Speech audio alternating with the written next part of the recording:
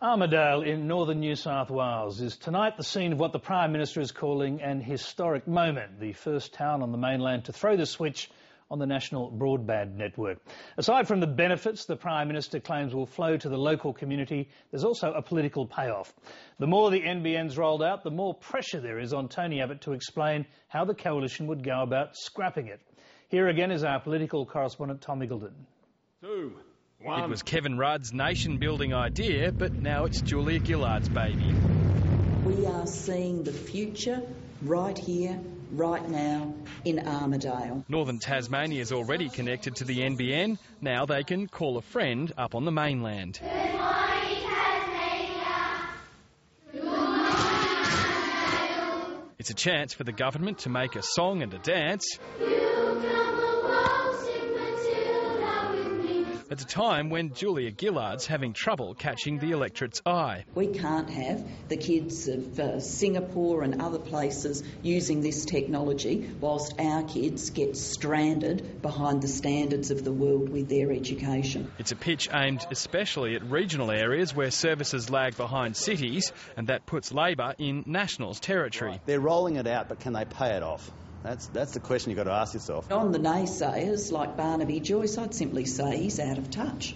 He's dreadfully out of touch with the way people want to live today and the kind of services they want to have in regional Australia. That could be put to the test in Armidale in the next election.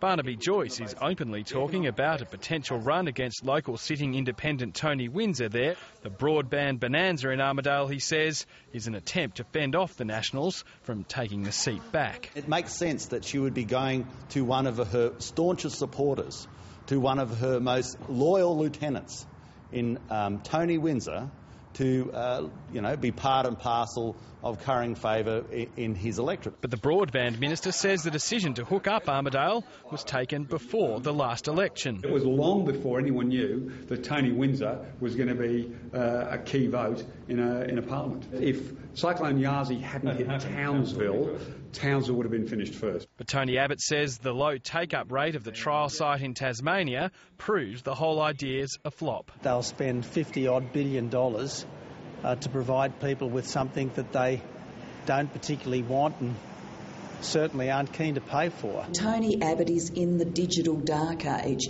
He's still scrabbling around trying to put a policy together as we are rolling out the NBN. But Tony Abbott does have a broadband policy. He built a cheaper version of the NBN after halting Labor's progress on its network and then selling off what had already been built. The fact is that you don't advance by throwing good money after bad. I think it's time we got over this thing that this is all too dear and it's going to be too hard and whatever. I think the government needs congratulating for actually looking at this, and regional people are going to be the major beneficiaries.